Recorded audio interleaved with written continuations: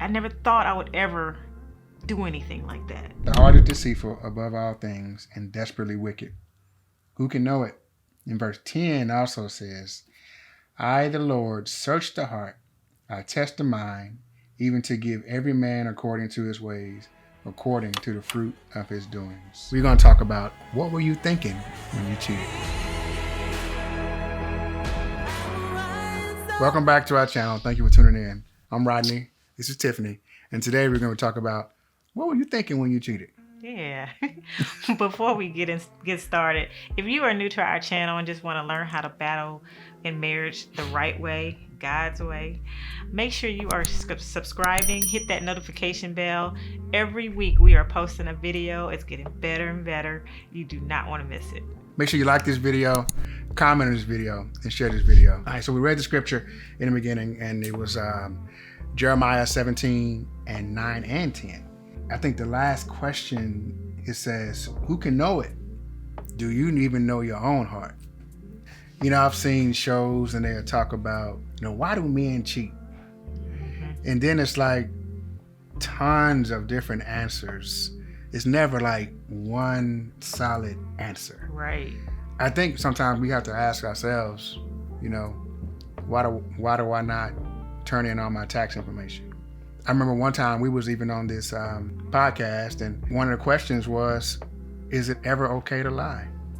And then people said yes. However, if we ever look at the 10 commandments, and one of the commandments said that we should not. We shouldn't bear false witness, so we shouldn't lie. God doesn't like a lying tongue. He actually hates it. Our heart tells us that some things are okay. It's all right to do certain things. I remember studying and learning about brain development. And our brain is not being fully developed to the age of 25 because of the prefrontal cortex. If you're a parent, if you're listening to this, and you've ever asked your kid at the age of 5 or 6 or 10 or 15, what were you thinking? And they say, I don't know. They really don't know. Maybe I don't know. They really don't know, because the decision-making part of our brains haven't fully developed yet. So I'm not saying that we as grown men are little kids, or grown women are little kids, but at the same time, there are times when we need to make decisions because of the wickedness out of our own hearts. There are multiple reasons why.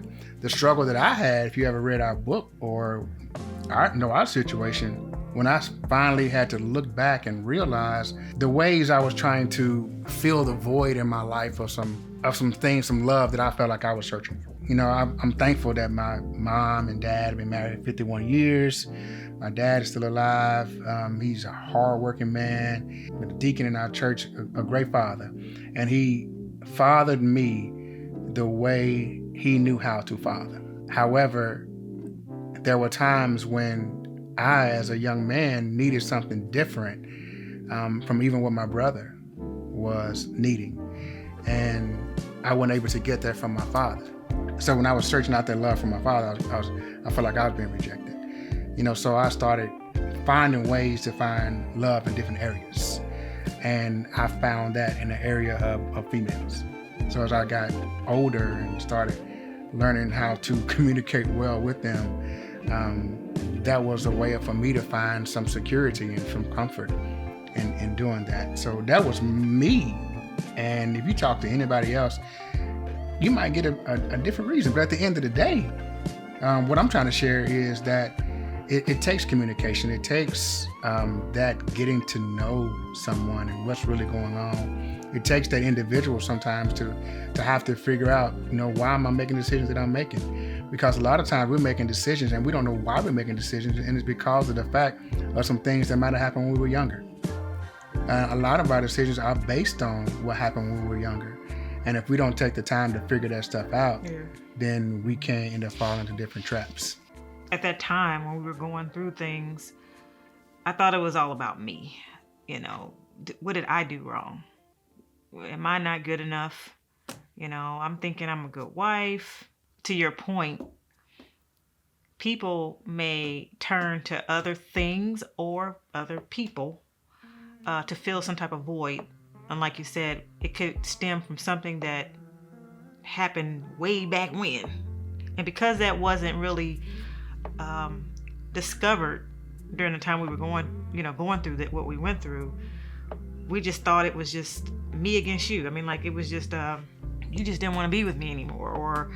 And then that caused me, I don't want to blame you, but by me being in the vulnerable state that I was in, then I turn around and entertain the idea of being with, or not just the idea, but just, spending time with another person outside of my marriage. And for my reasons it was totally different from his, to your point. Mine was because I wanted to fill that void, because I was so hurt. Was it vengeance? It could a part of that was vengeance. It's like, oh, okay, you hurt me, so I'm gonna hurt you back. And ultimately, that's wicked too. Going back to Jeremiah 17:9. I mean, I never thought I would ever do anything like that. And so when the scripture talks about who could understand it, I couldn't even understand it, because I found myself in a situation I didn't even think I'd ever be in. But God showed me, even you, Tiffany, you're subject to fail at any moment. So you don't even know your own heart. You don't even know what you're capable of doing. People have passed judgment, because of the adultery or because of cheating. They'll make statements, and they'll say, I will never do certain things. I will never. That is never, and it might not be your issue. Right.